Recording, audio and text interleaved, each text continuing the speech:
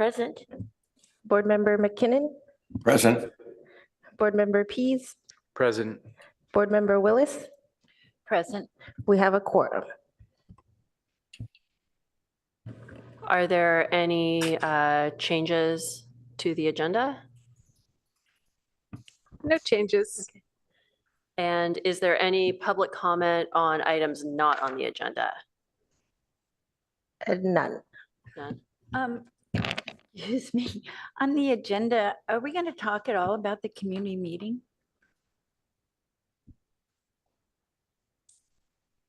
When we get to the next item, are we done with the public comment? So it's part of the next item, the community meeting is part of the next item? Well, yes, the next item is, so are you ready to move to Yes, we can city move on. official reports? Thank you. Okay, I'm sharing now. So these are the upcoming meetings that we have for the remainder of the year 2023. This meeting today, and we've taken roll already, right? That Vice Chair Roman is not here in case we needed a timekeeper or somebody, I guess, who steps in, somebody helps. Then we have the meeting of the 24th. So this is a special meeting, the community meeting. And this will be on Tuesday, the 24th at 6 p.m. It will be in the same location as last time, which is the community room. And it will be a presentation by the consultant staff, and if interested, HRB members can participate. I'm having an initial discussion with our chair and vice chair about roles for the HRB members. And we can go over that a little bit. But it's an opportunity to fully understand the historic reconnaissance survey, and for the members who, the property owners of the properties in the survey will be receiving notice cards, letters, inviting them to that community meeting. And so that's our next meeting. And then we have two more after that, which is November 9th and December 14th. Those meetings will be focused on the nominations of the properties. We will be bringing them in batches. So we have those two meetings for the remainder of the year for those. And we'll then also have meetings in January. One meeting would be a regular meeting, and the second meeting would be a special community meeting. So it could be end of January or early February would be our evening meeting, another evening meeting of the HRB. So that's about the upcoming meetings. When Did you are have a the question? letters going out? Sorry? When are the notices? They're going to be going out soon. Who are the notices going to? They will be going to the owners of properties that were in the eligible properties. So we'll be sending those to every person, every address that we have on record for the properties. And we'll have a notice in the paper that's going out this week, right? In the week? Or next week. It's probably next week in the newspaper about the community meeting. Oh, you're off, Mike. The newspaper being the weekly, Palo Alto Weekly, or? We advertise in the daily. Yeah, Oh, the that's Daily. our newspaper. Okay. For notices. Thank you. We appreciate their reporting as well. Yeah. Merku? Thank you.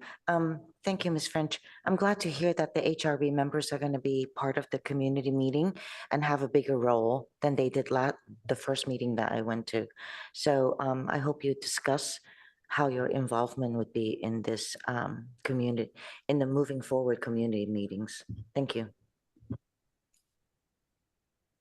Yeah, so just for the record for the public, one of the goals of, and we'll be talking about that when we get to the next item, is these quarterly evening meetings of the HRB. So that's been our goal. We've We've had a couple so far. We'll have another one.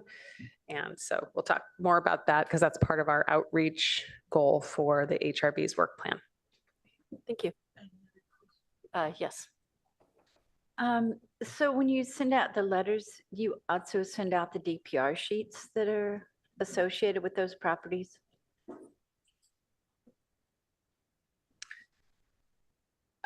I don't have that information at the moment. Maybe we can talk about that later. Okay. Thanks.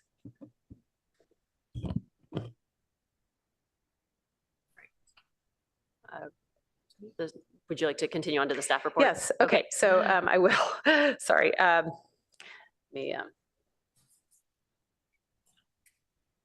Okay, so today, the packet that you received, is probably our largest of the year. And it's to, our mission today, our item is to discuss work plan goal 4, which is published on our city webpage. So just to this is a study session. Just wanted to do a couple of things on my end to present. As noted in the report, you know, the HRB had asked for staff to upload all of the DPR forms, which is the local historic inventory forms for each of the properties on the city's inventory. That's been done. And you can see on the right-hand side of this slide how that breaks down, because there are a lot of them. The document that you received, this is where the pictures live all together, not in the form themselves, right? So they're batched like that. So all we have uploaded here are the forms themselves with no photos, because that's how they are. Then, as noted, we're, as part of our outreach, we are doing quarterly evening meetings. If we want to keep this up, we should bring back bylaws that would make this part of the MO for the HRB. And so we can talk about that at a future meeting. Then the review process bulletin, which was discussed at the retreat, I made those changes. They're in the packet with those changes annotated. Then another work plan item, the objective for this work plan goal is to review incentives for rehabilitation. And that's still on our work plan to do. I have a slide on that. And then we have the other one, which is an important one and has been brought up as we talk about the survey that we're in now. That process was just how this existing ordinance applies. And we're tasked with reviewing that ordinance to see if, you know, to measure or review its effectiveness. And so that is in the comp plan as policy L712. So we have this bulletin in part to explain. This was established back in 2016, these Group A, Group B as a group of properties that we review. So in different processes. So Group A processes are for those properties as listed on the slide here. Categories 1 and 2 everywhere. And then categories 3 and 4 when they're in downtown or one of the national or the locally designated historic districts. Then just people may or may not know, after the HRB does review properties, modifications to properties, it's voluntary compliance for what is recommended by the HRB. So that's maybe a lesser known aspect of our code. And the HRB is reviewing significant buildings. So as part of our discussion is to consider the timing of this ordinance review, this task we have on our work plan, and how that relates to these upcoming historic survey meetings. So we'll have our hands full with those meetings. I've listed the dates here. And then also reviewing the ordinance's deficiencies, and then consider outreach on and the process for amending the code, chapter 1649. So one of those things have come up recently, which is when we have a application submitted to nominate someone else's property. And that is something that our our code does not address really is what happens if the owner does not want to be listed. The state has a policy on that, and ours is not explicitly stated. And so this is something when we do go to council with nominations, that council will have to deal with, because it's not spelled out in the code what happens in that case. So that's an example of something we probably want to change in our code to make that clear. So now I have a slide on the incentives. Just to be clear, for the HRB knows this, the community may not be aware, we have a whole web page that talks about the incentives. Each one of these in the green bars has incentives for rehabilitation of historic resources per the Secretary of Interior Standards for Rehabilitation. So one approach is for the HRB on this topic is to, consider something like a simpler process for voluntary listing. So if a property owner comes forward and wants to be placed on the city's inventory, do we have a simple process? Is it clear? They have to pay, they have to do a lot of things to go through that. And it's not really clear in our code. And it would be nice to have a simpler process. That could be a benefit. And then other concepts such as workshops to discuss using the incentives and explore additional incentives using a focus group. These are things that off the top of the head. And then of course we have the Tailored Mills Act program, which would be an incentive and a financial benefit for people that want to fix up their listed properties. So there are some to-do items there we've talked about in the past. I have other slides. I feel like I'm talking for a while, so let me know if at one point if it's too much, but the next piece is just, again, reviewing the existing ordinance. This is just what it is right here, and we can come back to this if there's a need for discussion, but this describes how things are. This slide, and then this also describes how things are as far as standards of review. And then now we get to a slide that I prepared related to this large packet that we provided for this week's packet. And it has a document that one of the members of the HRB provided to me and asked to distribute. So this kind of, I did these bullets here to describe the past. So this is kind of like, if you don't know history, you're bound to repeat it or something. Whoever said that. It's good to understand what happened the last time there were changes to the city's historic preservation code. So I'm happy to touch on this if people want to, but it's a lot. So if there are questions, I can pull this slide up again. So what really would be good is to talk about potential timelines for this goal, to especially outreach on something like this, as to how we would involve the community on providing input on some procedures that we might want to add to the code, criteria, and what to do about National and Cal Register listed resources that are not called out in the ordinance that may not be on our local inventory.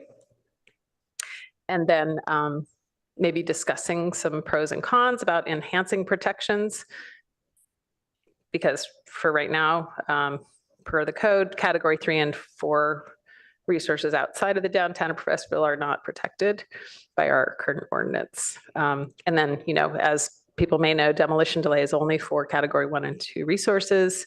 Somebody wanted to demolish one of those significant resources, there is a demolition delay process. And then as we finish, or as we go through this historic survey that we're in now, we might want to talk about future surveys for our older properties in the future that become eligible, and how would those, get uploaded. So if the ordinance had that clarification, that would be helpful as well, what the process would be. So I'm going to stop there, and happy to go back to any of the slides and kick off the discussion. let's do some board questions and then I would like to take public comment. So are there questions specifically pertaining to the presentation? Yes. Amy, could you pull up the slide that said the 1999 failures, or we don't want to repeat those? History. Yeah, the history. So I know, and I don't know if it's Chair Willis who provided this document from the past. And I don't know if Chair Willis is interested in speaking to this, but I basically threw these bullets on the screen to help. And if you'd like to ask questions specifically about what you're seeing there.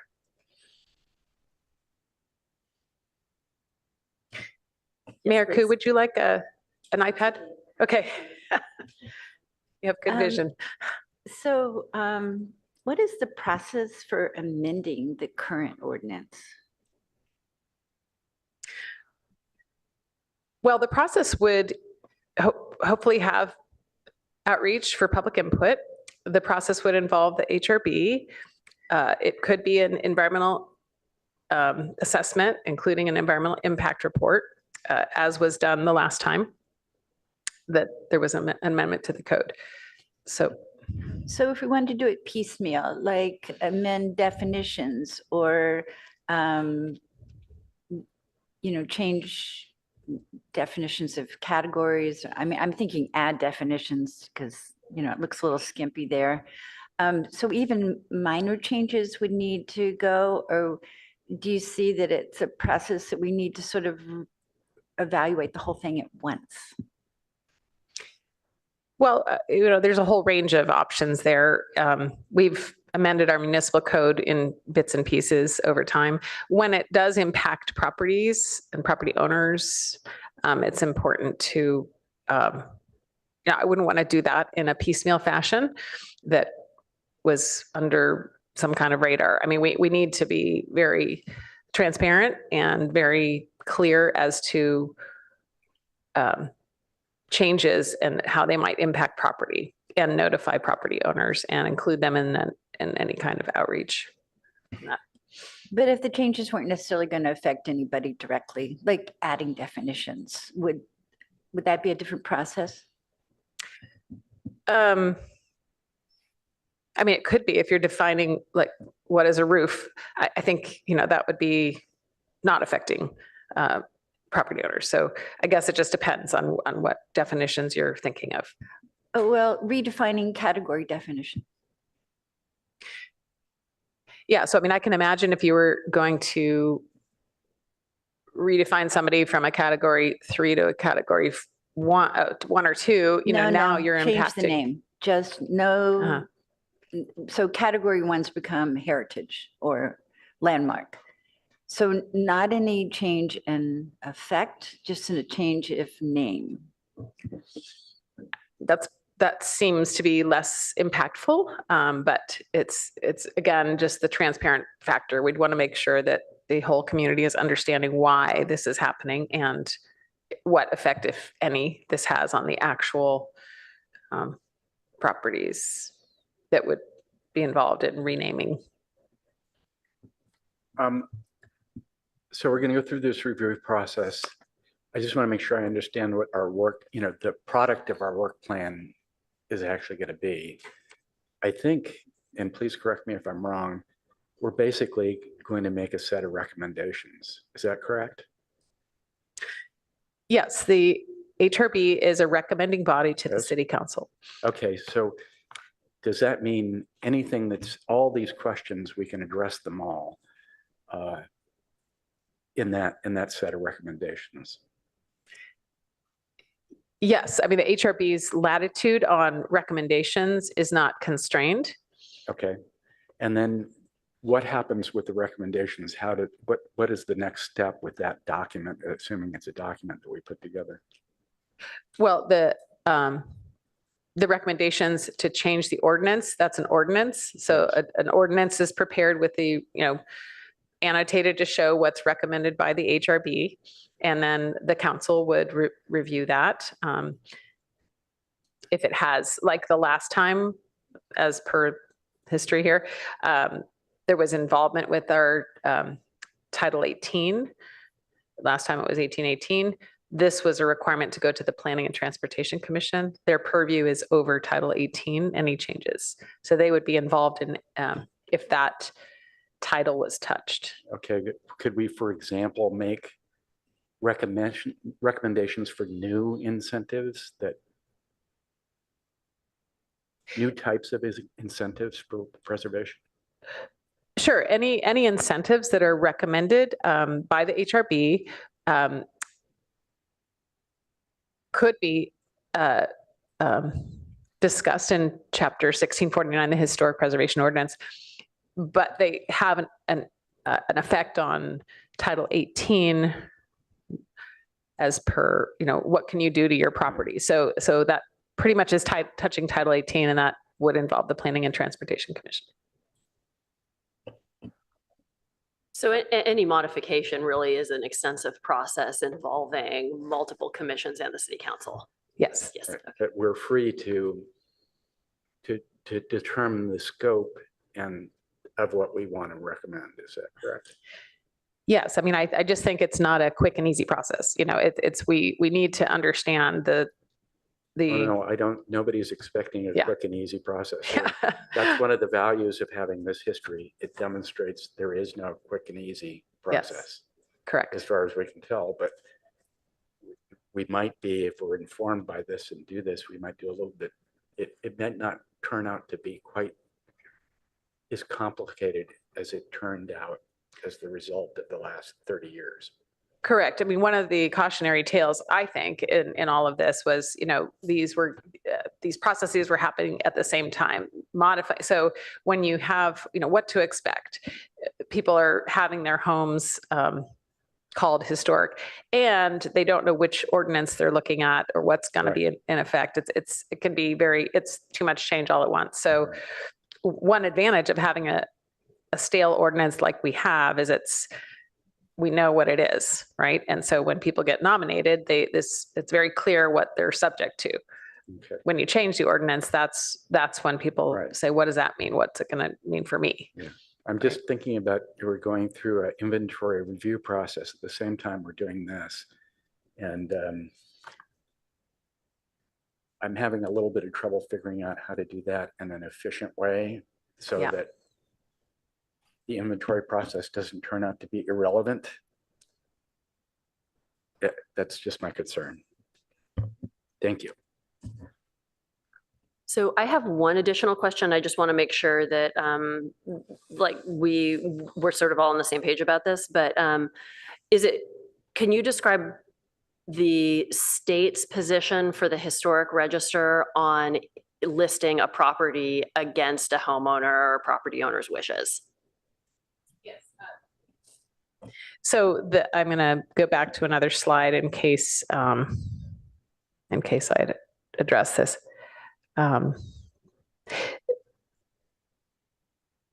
Sorry, I guess I didn't.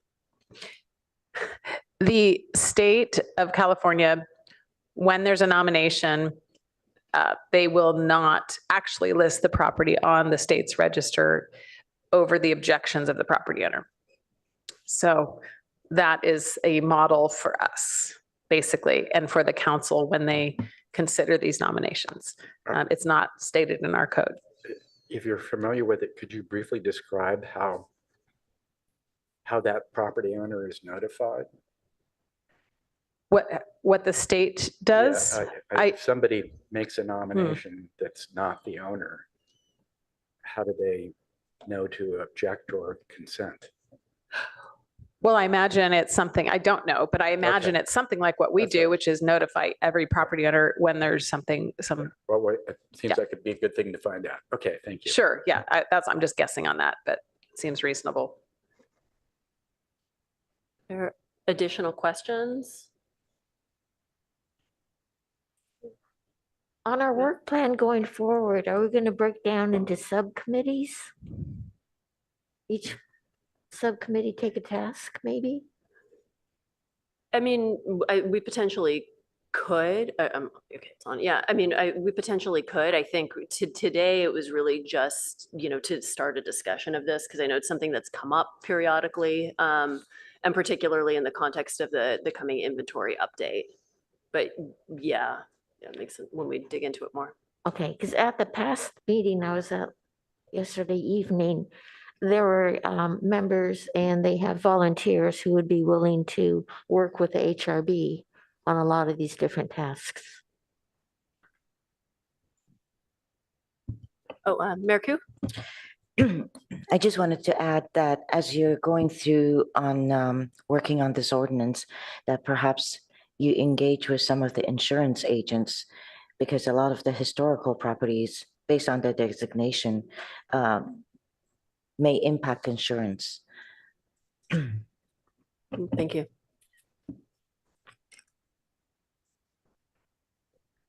Additional questions? Otherwise, I think we're gonna go to public comment and then we can discuss. Okay, do we have a public comment? Yes, we have one in person and two on Zoom. So first in person is John Bard.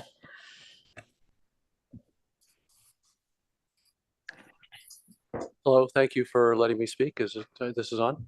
Okay. My name is John Bard. My wife Maureen and I own one of the properties that's on the eligible list.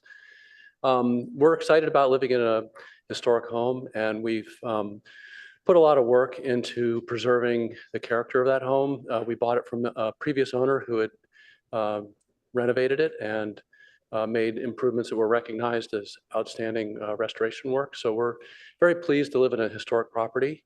We've lived there for 23 years now.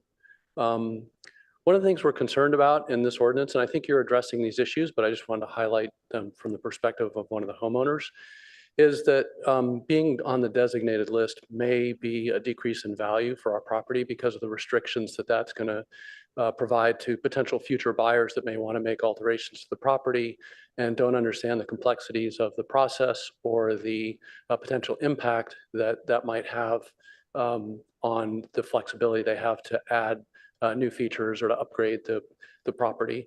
There are many deficiencies in the design of our house in 1904, and some of those were addressed in the previous renovation, but not all of them have been addressed. And we'd like to make sure we have the flexibility to do that. So I think you're headed in the right direction. The topics that I hear about in this discussion are the right ones to be considering. I think the important thing, if you look at the history, it talked about going through a elaborate process to decide on what the revisions to the code ought to be, and then it was rejected by the voters.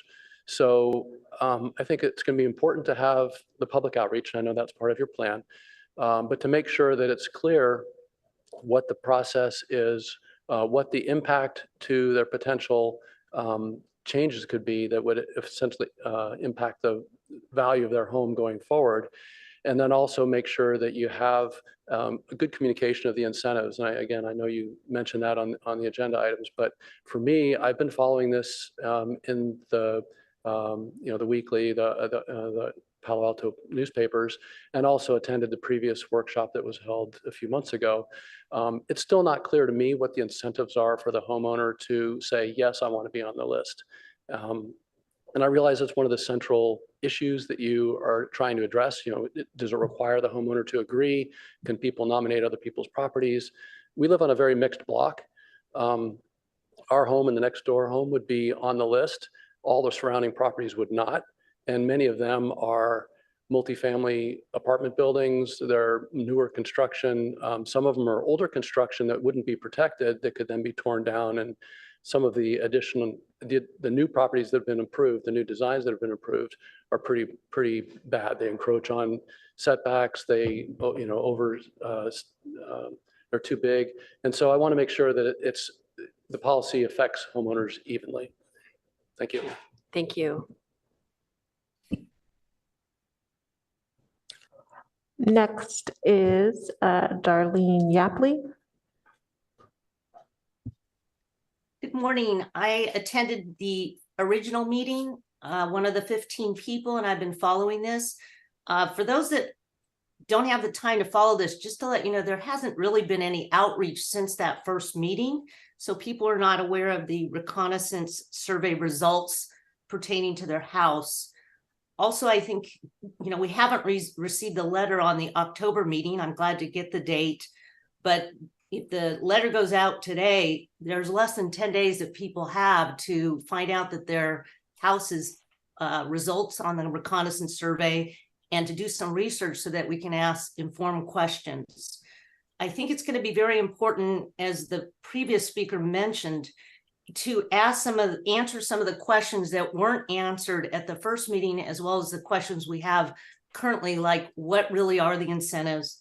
What are the implications of the slide that you just presented? If the ordinance is changed, does that have an impact on the current eligible houses or the TBD eligible houses? Those types of things are not so clear. I have offered to review anything and I haven't been taken up on that offer. I still make that available because I think we want to reduce the gap between what's shared and what residents want to know. And I encourage you to do that, to have meaningful community engagement. Even the questions that some of your own members have asked about how this actually works and what the timing is. So the one slide that you put up, the Palo Alto Register of Historical Homes was going to require owner requests for listing and provide for mandatory compliance with regulations. The register was intended to initially list no new properties until interested owners began to nominate their properties. The intent, how is that related to the process that's going to be before us, and how should we interpret that? That's an example of one of the questions. Thank you very much. Thank you.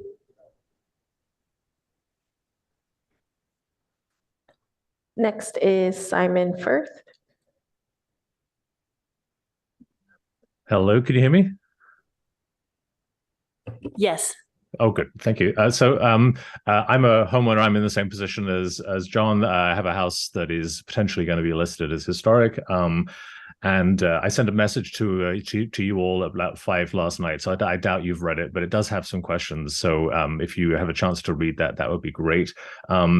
I basically agree with the other two speakers. I sort of concur with what they were saying. I'm actually sort of agnostic right now as to whether I want my house relisted, but I would like to be asked. And our house is a particular situation. We are listed as potentially unregisterable because on the survey of it was the last survey, it was listed as potentially under the historic persons category in the National Register, but bizarrely not in the California Register. It's listed because of the guy who married one of the sisters who built the house. He was called Jack Albee, and he was a local constable, which is, cool. But equally, his wife, whom he married in and who built this house, was a local school teacher in Mayfield. And frankly, I don't know why he gets privileged over her. So my question is, when you discuss the deficiencies of the audience, can you explore the historic persons category and just look at who these people are and why are they picked out? Is it just because you happen to know about them? So, for example, the house across the street, which was built by the same builder as who built our house, is not listed either currently or as proposed. And it was built for a Stanford professor who I would have thought a Stanford professor would be as cool as a constable. And across one street from us is the house where Burge Clark, his father lived. He was a Stanford professor, and where Burge Clark grew up. The house is, as far as I can tell, still the same house. That is not listed under either existing or proposed. And is that because you just didn't know that he lived there, or some other reason? So it seems to me that this persons thing is arbitrary and a little bit kind of like what are the rules for why somebody is important? Personally, I think either you should ditch that and just designate buildings based on architectural merit, which is pretty straightforward. It's a matter of opinion, but it's also, that's one category. But when you start to privilege people, I'm not quite sure why you're choosing some over others. I think one alternative would be you could just say every building built before 1945, say, is bound to have had somebody who was, important in some way. And so why not just like register every single historic building? And if you're not going to do that, why register some people's houses and not others? Okay, that's it. Thank you very much. Thank you so much. Just to comment briefly that this email that we received last evening was sent to the HRB members and staff last evening, yesterday at 9 or something, close to 9. Yes, thank you. Yeah, okay. So now let's open it up for discussion. I'd like to just start with one comment based on what we just heard and the email we received last night. And I think it also touches on something we even talked about with the consultants, is that this historic persons category, definitely designation, it needs some cleanup. We don't have really even a category that this speaks to formally in the ordinance. But also, the speaker and letter writer brings up a good point that there may be some variability in how we have selected people of importance. And, I think there also may be some, even since the time of the last historic survey done by Dames and Moore, that there's been some evolution in the thinking of who even, who may qualify. And so I think it's important to reevaluate that particular type of designation, both in terms of how it interacts with the ordinance and formalizing the place of that in the ordinance, but also in terms of how we view who is historically significant, because there is really a move to telling a diversity of stories that was perhaps not present in future surveys. That's very much, I think, an active part of the discussion now. So that's at least my comment on that. And now I'd like to open it up to discussion on this or other parts of. I think that the historic persons category is truly arbitrary. And I think unless something significant happened in that building with the significant person, then that would qualify that building to be registered, such as the HP garage. I mean, that's the one that I can think of that truly, should be recognized. But, just because somebody lived there, that's too arbitrary. And they might have just visited a friend, and maybe they composed a song, while they were there. But, does that make that building significant? I don't think so. So anyway, that's my opinion. Yes. Speaking to historic persons, I think part of what came up in the comments was one building over another. So we do have a house on Stanford campus. It was an A.B. Clerk house for a very long time. And I think that's the representation of his house, that we tend to pick the most significant house associated with that person. So because somebody lived there, there might be another property associated with them that is more worthy of recognition. And I do think that we need to remember that these buildings are about more than buildings. They're about our history and our stories, and not repeating our past mistakes, and where we've been and how far we've come. And people that live there are very much a part of that fabric. And most of them aren't going to be totally significant people. They're the ordinary people that make the world go round. And in Palo Alto, I think we are privileged to have a lot of people who push the world pretty fast. So more than most communities, we've had some very strong players in our past history. And I think it is important to maintain those buildings as symbols of our past. And they might not be architecturally significant, but they're definitely historically significant. So I differ in my opinion there.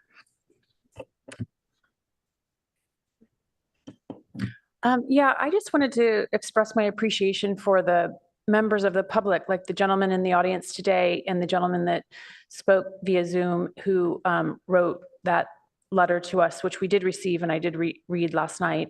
I think these people, willing to come up and speak to us, this is valuable information to us because this is direct feedback from people who are impacted by what we're doing. So hearing what their impact is and what their experience is, I think is very valuable to us. And I don't know if there's a way that we can, I know we're collecting information, a subgroup of these people, but can we refer back to them and continue this dialogue? I know that that's what the public outreach is all about, but maybe we actually have a specific group of these people who are willing to interact with us in a way to share their response or their thoughts or how they're going to be impacted.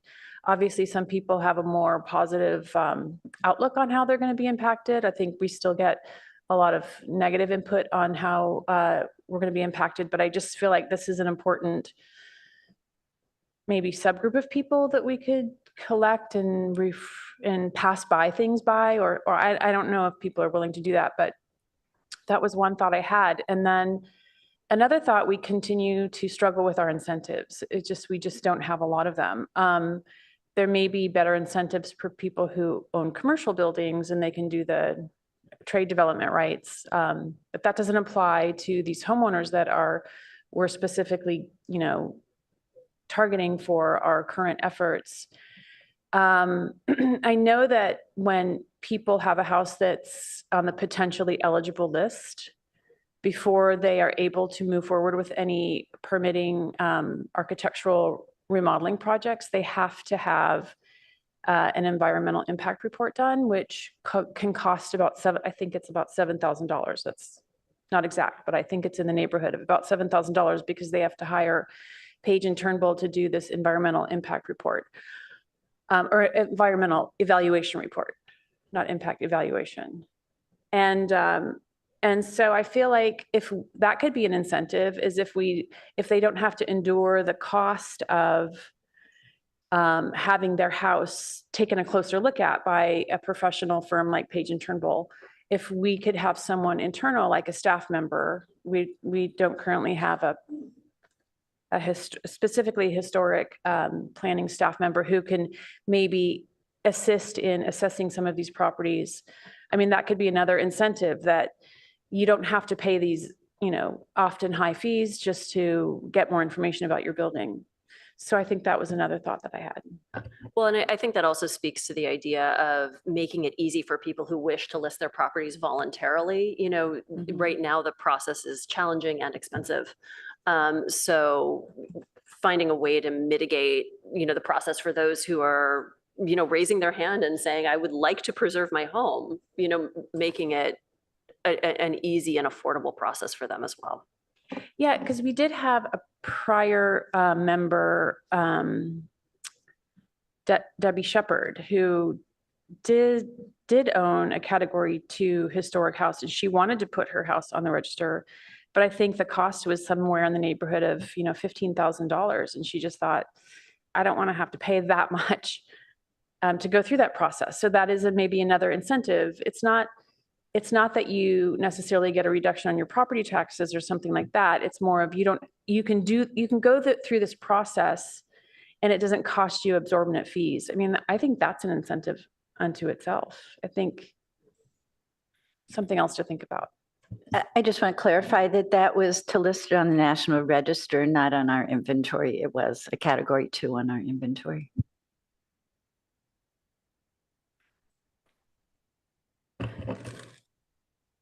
This is actually a follow-up question for Amy. I don't know, would a staff member when Palo Alto's had a staff member in that historic preservation position, is this something they have been able to assist with? No, it's because it's, as you noted, as Board Member Wimmer noted, the fees that are charged by private consulting firms with expertise is somewhere in the range of, $4,000 to $7,000, depending. And because it's intensive work that requires, time to prepare and review and research. And so the historic planner that was here, there were some cursory looks at things, but not the ability to develop an entire report like that follows all of the Secretary of Interior standards guidelines for such things, or whoever makes those guidelines for such reports. Yeah, there was the ability of the historic planner with qualifications to say, look at some of these mid-century modern buildings or some other ones that didn't require quite as much research. That was kind of an easier task, I think, than some of these older buildings that had more history and more persons and events associated. Mayor Ku? Just a question. So when we're talking about buildings, we're talking about residential as well as commercial that you're considering. Another point is, so one of the public commenters also mentioned that, they're willing to engage in terms of reviewing the ordinance and helping out. So I think, like Commissioner Wilma said, it'll be great to reach out to all of them. Thirdly, I was wondering if perhaps, Ms. French, that, the council is coming up with a mid-year budget review, which is going to be in January or February. Perhaps it's a time for you to request for what are the costs associated with hiring a staff member that would be that would look at the historical ordinance and help with this commission. That might be something that can be proposed to council for us to review. I should say we are currently, we did have, an ad out there to find a historic, a senior planner level historic planner, somebody with actual qualifications. So that's the good news, that there will be staff if we can find them and hire them and keep them. Is that job rec open currently? I believe it was about to be posted. I don't know. Yeah, or it possibly has been posted. I haven't seen the results of that posting to know, but I can check that out and give an update to the board. Okay, thank you. I think of all times of any, to have that person would be, when we're embarking on this, possibly game-changing endeavor, I think it would be really helpful. But in the meantime, Amy, you've been doing an amazing job. I know I said that, I was like, Amy's just, you're just a magician. We're wearing so many different hats that in the absence of an actual historic planner, Amy has stepped in all these years. I think it's been how many years since we've actually had someone? Our last historic planner left in March of 2018. And Amy has done it ever since then. So hats off to you, Amy. Thank you.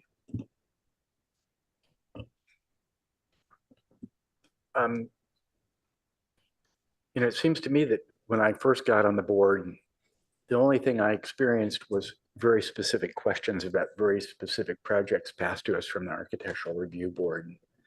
And everything we're talking about, it seems to me this is called the Historic Resources Board, and historic resources is a lot of things. I mean, we now have a museum that's in development, and there are, I think, as many of you know, I think there are other ways of preserving things without physically preserving them. And if somebody doesn't want to agree to do that, it's a way to create a historic record, which is much more detailed than we would otherwise have. And that should be also part of what we consider an incentive. Allowing that to happen in a way that is not costly to them and is acceptable in terms of privacy and where they want to take their property and so forth. So.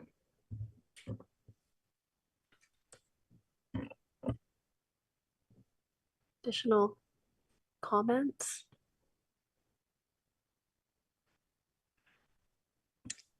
Oh, I was gonna, I would be happy as well to take a walk through the city's website about incentives, just to refresh. And if any members of the public are still attending, I don't know, but that we're asking about incentives, let me know if that's of interest, because I have it open. Yes. Do you have something ahead of time? Yeah, I mean, I think the one thing that's really going to be important for us to do is rephrase all of those, and put them in a better context for people to be able to pull out and say, this applies to me, or it might apply to me. Because I think that because they are in so many locations, it becomes kind of a puzzle to figure out, after you wander through all of them, do you remember, where your first notes were about what might apply? So I think we could save people a lot of time and frustration if we rephrased and put some of them in a different place on our webpage that might reference, where they are in the code, but that would be grouped more according to who they apply to. Also, And while I'm talking about that webpage, I was so disappointed to find those DPR sheets all mucked together because, okay, I'm not the most patient person in the universe, but, scrolling through them to find the one you're interested in is not that great for people who are impatient like me. So I hope we don't take that as an end result. I hope we can move forward, and maybe this is something we need to apply for a state grant for, but to put them up individually so you can just search your property and not be, maybe I'm just not a very good scroller, but whatever.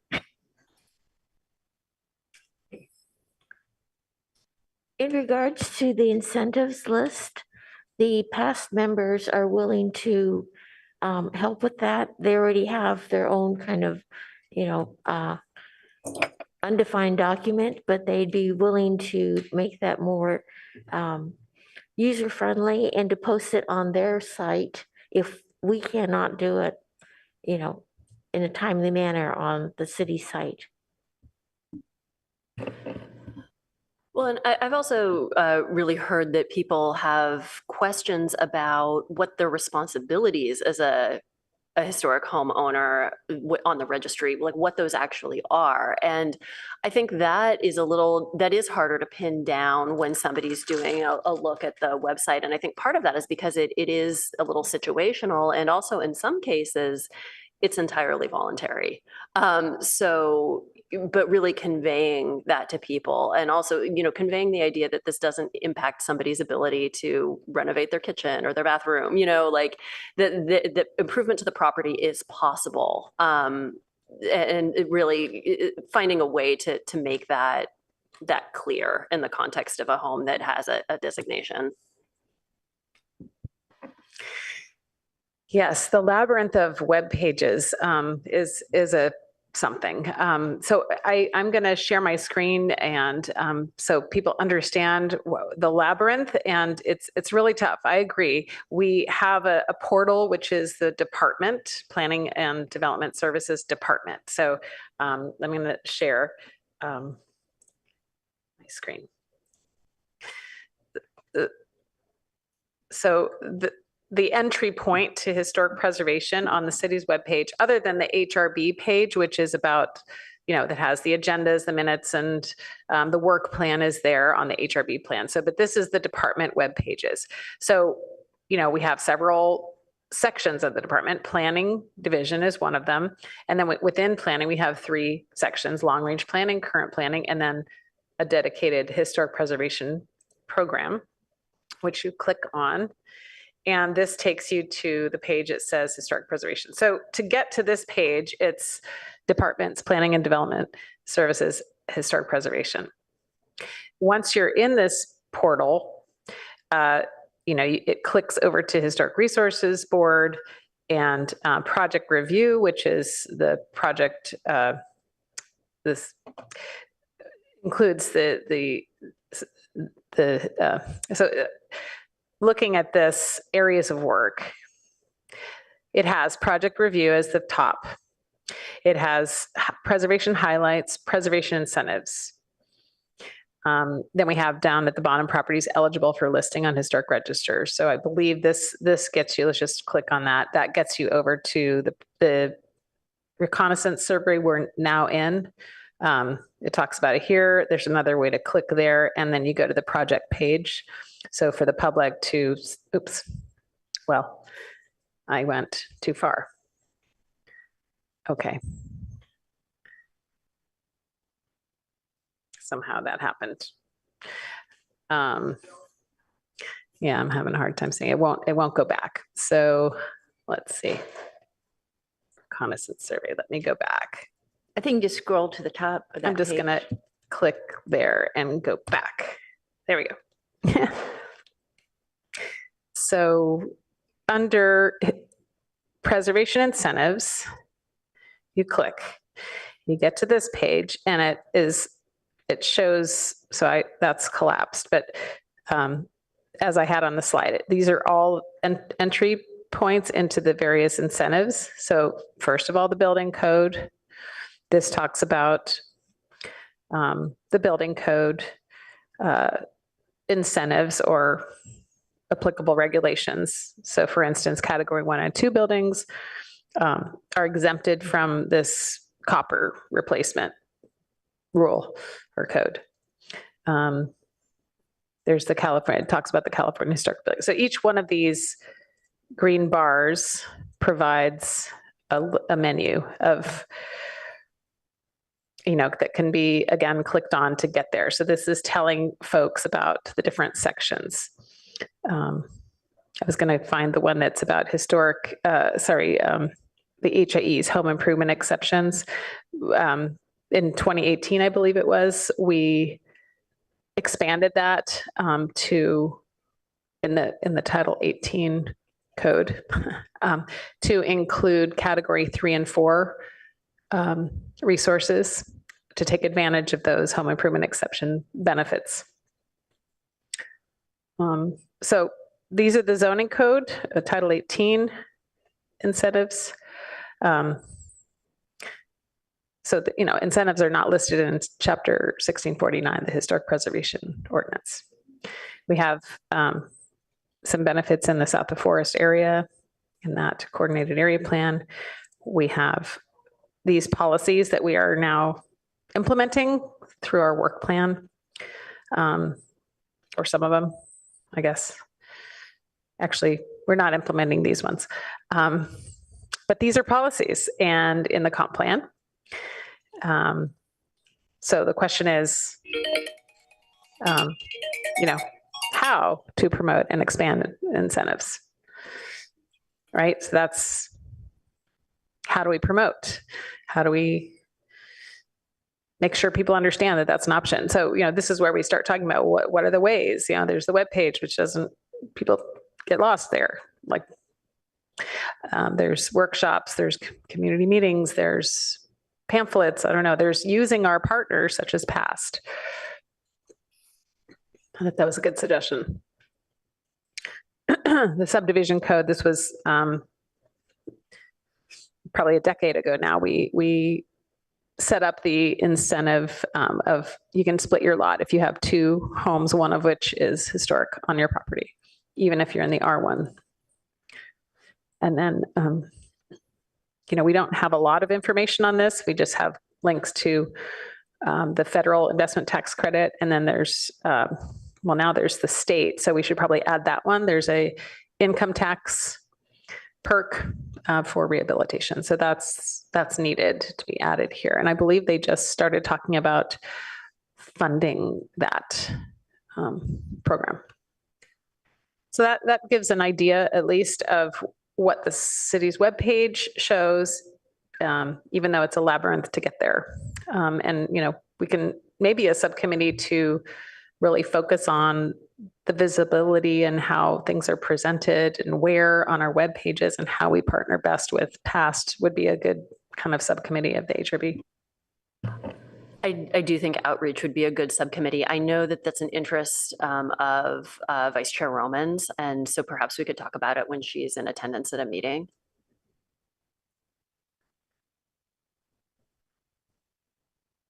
I also think that this is a time to just mention the Mills Act. Because that is another incentive that the board has done a lot of work developing, a proposal. But that is really something that could be of interest to homeowners. We've heard of active interest in the program, and it's potentially something that could be offered. And that really that wouldn't be a change to the ordinance. That would just go to council. Well, I mean, there isn't a Mills Act program spoken of in the ordinance. So, I mean, that's. Can council just grant contracts? Can they just grant a Mills Act contract if they approved a program? I mean, we do have one Mills Act contract in Yeah. the city, so they have granted that in the past, or extended it or changed it. So I think that could happen. I mean, ideally, we would have a program that's more set up in a Yes. code or referred to in a code, like the chapter 1649 or Title 18. But yeah, I suppose it could happen without a code amendment. Okay. There other comments?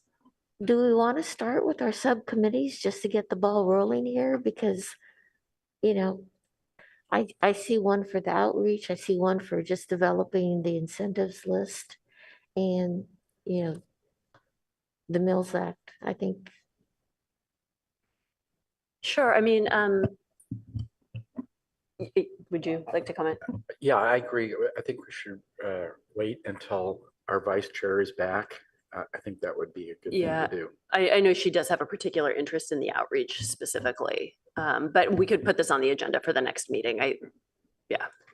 Okay, we can put that formation of subcommittees for Mills Act and outreach, and I heard developing incentives.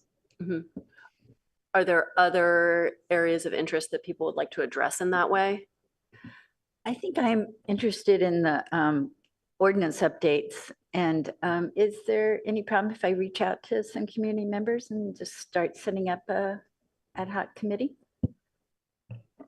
I'll defer to you on whether that kind of communication with the public is permitted in that way, or kind of what, yeah. I think any member of the public can communicate to other members of the public. I think just the cautionary tale again is to not get ahead of ourselves. We're about to bring nominations forward at the very next HRB meeting. And so, you know, to not have a buzz out there about changes to the ordinance, I think, I mean, we can talk about it, but to start galvanizing and talking about changes to the ordinance might be detrimental to the process we're in, I think other than what we did today. I'm thinking we get to the changes later.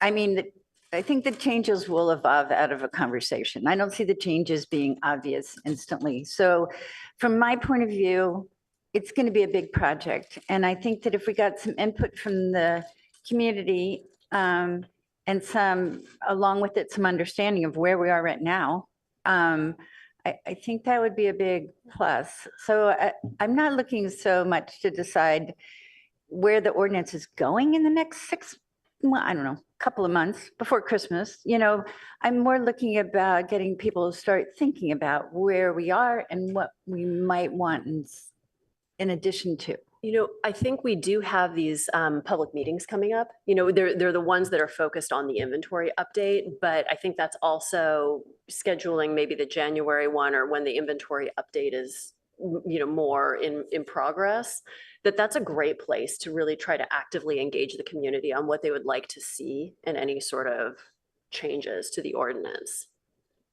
I mean, it's an open evening public meeting, and people can just come and tell us what they think. Okay, for the meeting on the 24th, I know it's a short time period, but you know, if passed and the HRB could come up with that simplified incentives list for the homeowners.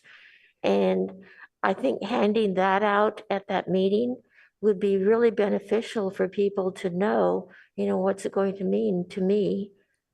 Because, you know, going through this, I couldn't figure it out. And the past members, they also have their own little list of what they tell people. And I think if, you know, we have just one comprehensive page that we hand to everybody saying, this is what it means currently, you know, as of today, to be on this list. Starting with it's okay to modify your house, including the outside, but definitely anything on the inside of a home is not subject to review, other than building permits. So I appreciate that. I think it's a good idea. I believe the plan is to send the notices for the October 24th meeting out today. So it's 12 days in advance. I think, sometimes we're caught off guard when we have a Tuesday meeting. It's not the usual because we're used to Thursday meetings. So I think we're going to get the cards and letters out. So it's not well in advance, but we do expect to have a lot of comments in the next 12 days after sending all of those notices and cards out. But I think that's a great idea to have some sort of handout available for people who are coming to that meeting to be able to look at. That's a bit more, condensed and just everything's in one place. Yeah. So maybe with a short time frame, it just comes from past, and I'd be willing to help work on that. I don't know who on past is volunteering, but I think that if it came from them, that would be great.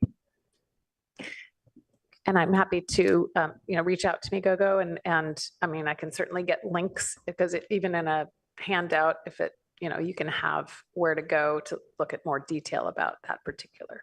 But I like the idea of having a more general, kind of the FAQ approach. Yeah, go ahead. Okay. First of all, I want to thank you for passing on Mr. First's letter last night. And I'm sorry you were here at 9 o'clock working till midnight. But I'm just wondering, in the past, I've used the general list for communicating with the city council. And it seemed to pass directly through to them because I sometimes got responses. And is there a way, if somebody addresses that list, it can just be forwarded to our email rather than having to have somebody make an intervention to pass it along? So you're talking about the emails to the HRB? Yes, to the general list, just like there's a general address for the members of the city council. I'm wondering, there's one for for this board. If somebody sends an email to that, whether it could just come directly to us, could be forwarded to our account so we would see it rather than having to have you intervene and do work around that manually. Yeah, we can look into that. I would want to see how we do it for the other boards and commissions, if that's the case. Well, Veronica would know because I'm often she's looking at email late at night, Yeah. so, and early in the morning, and it just Yeah. seems like it would be more. Well, I think he efficient. did send it last evening, so it was sent right away, but it's a good question is, can we have those emails go directly to the HRB members rather than to the staff that then forwards it? Yeah, I just wanted to get back to the community outreach meeting on the 24th. Is that going to be the same format that it was before? Does the board, do we have to do anything in preparation for that meeting or anticipation of what might occur? Is Paige and Turnbull going to be there to field questions? I'm just recalling the last meeting and the format. Is that basically just going to be another similar, just open to the public question and answer sort of format?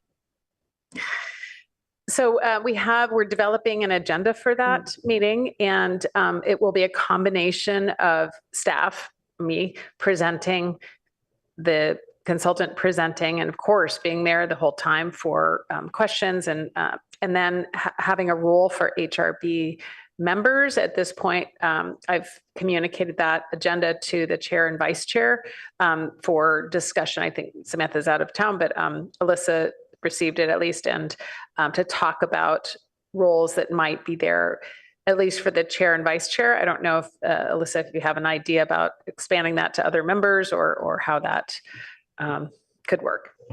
Yeah, I mean, certainly any member who wants to come, please come.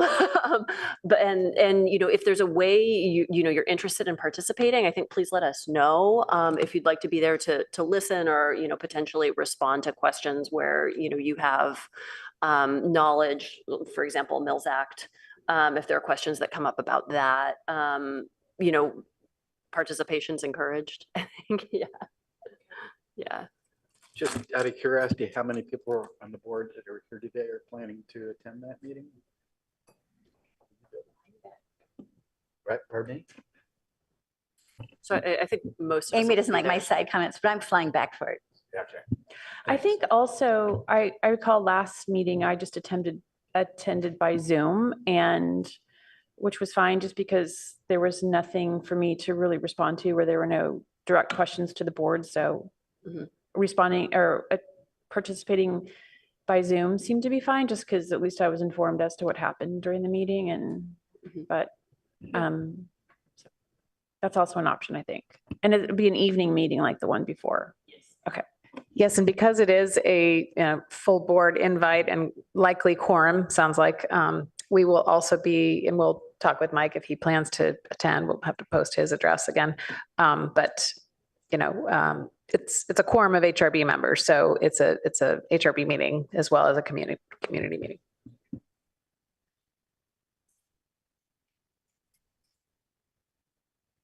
It's in the community room, which has the option to, if we get a horde of what's a better word? A group, a large group of people attending, we can open up the bifold doors and expand into the lobby. And since it's evening, there shouldn't be much else going on in the lobby. So we'll be prepared. Just seems a nicer room with all that glass and lobby feeling. All right, thank you. All right, so I'd like to move on to the approval of minutes. The last, from the July 28th meeting. Are there changes? Sorry? After the discussion? If there are any additional comments you'd like to make, please do. Oh, I was going to do that next. Like if there, yeah. I had some corrections or suggestions. So on the first page, 422, near the bottom, when it says that I mentioned that the problem was they didn't know how to work the system, could we interject audio visual system? So in parentheses, maybe I didn't say that, but I don't want anybody to think I want them to work the system. Is that clear, Amy? Yeah. Okay. And then Lydia, on page 426, go, can you share your minutes with her? I just want to verify that it was Lydia speaking, so we can get rid of that unidentified speaker who was very identifiable.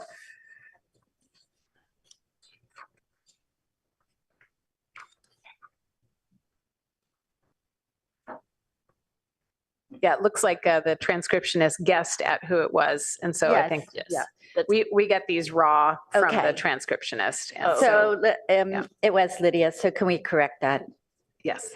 Yeah. And then on page 428, the second line, when I say that I remember reading something about the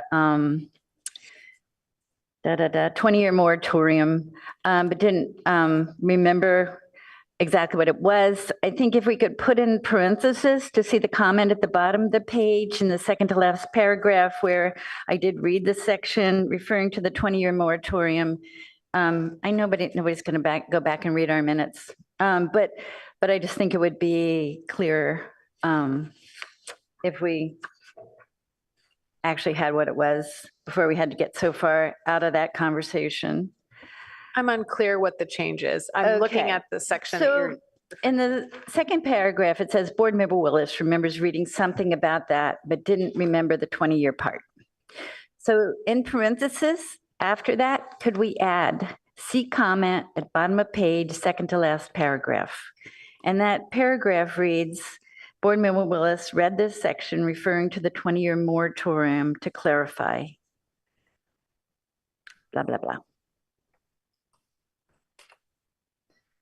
So I just think, well, it was on the topic to interject that in parenthesis would be helpful if anybody was actually trying to track it down. So basically, see below Yes, Comment basically see is in below. parenthetical on the Yes. first comment on that page, your comment. Yes. Okay. And then I think I just have one more, maybe two. I have two typos, basically. So page 429, 1, 2, 3, 4, 5, 6, my comment. Near the bottom, but if they need someone else from the city needed to come, they should keep that in mind. So I think if we just crossed out, maybe I did talk like that, but hopefully not.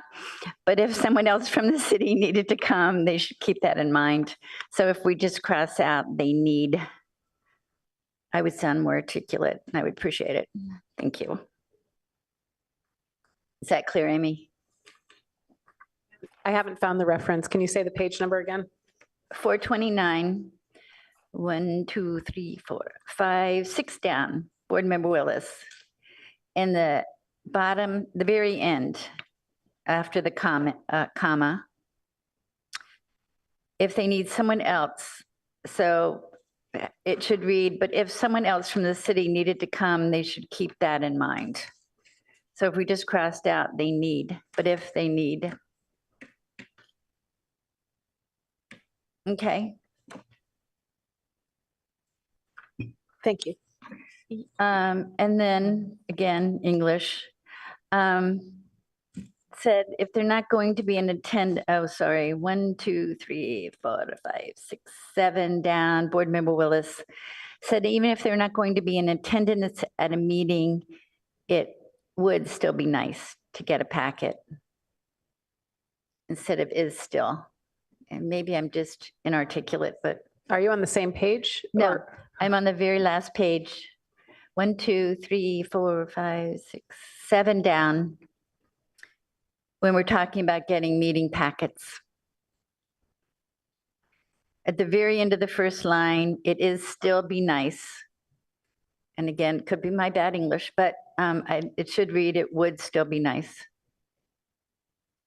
Sure. Thank you. Did you have one? Yes, and I Correction. just noticed on page 427, it's sort of the upper, probably like the sixth entry, where it says Board Member Wimmer noted that the HRB needs to take its part 2. She said that she randomly tried to pull up 2 addresses. I don't think I said that because it says that I was going to call Caroline George, and I don't, that wouldn't have been me. So maybe that was a statement that instead of Board Member Wimmer, could it have been Board Member Willis who said that? I don't know. We can go back and look at the video to see who that was. But it's okay. I mean, I'm fine that it says it, but I don't recall saying that because I wouldn't have had Caroline George's contact information.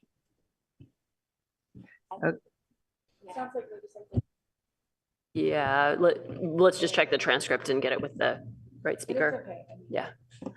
No, I No mean, one's gonna come back that's to me. something that it's really important to, in these review of minutes, to make sure it's, attributed to the right member. That's important. All right. So. Yeah, well, It does sound like me, but I unfortunately did not recall it, and I need these minutes more quickly, so I do what I said to. we'll get it sorted out. The transcripts or the. I've and the committed tapes are to there. reviewing Yeah. the video to see who it was. Yeah. Thanks.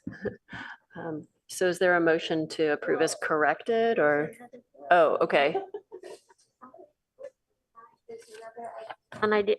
Excuse me. There's another unidentified speaker towards the bottom of the page. And Here we go. We have a field trip entering the room. Hello, children.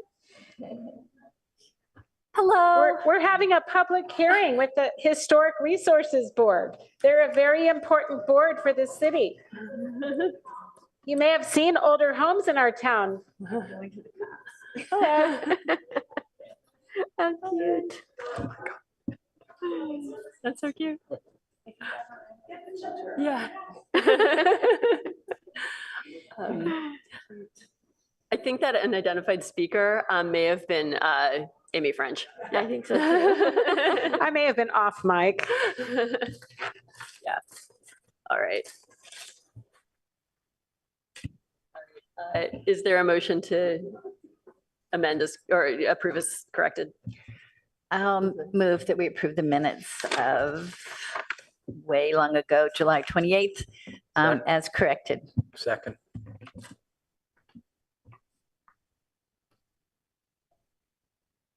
Take a vote or Yes, just the vote, voice vote. all in favor? All in favor? Aye. Okay. Oh, did we get Member McKinnon on that? I was absent at that meeting. Oh, okay, thank you. Okay, now are there board member announcements from past? Yeah. Yes. We had talked about past expanding their tours to reach all of the community, and they're more than willing to do that. They said they do have a walking tour of Barron Park of historic houses, so they will have that. They will also look at doing the mid-century modern tours again. And upcoming, we have on Saturday, October 14th, the Boyce Ashby Edition Tour. You meet at 1001 Forest Avenue at 10 o'clock. And then on Saturday, October 21st, they're doing the College Terrace Tour. You meet at 2310 Yale at 10 o'clock as well.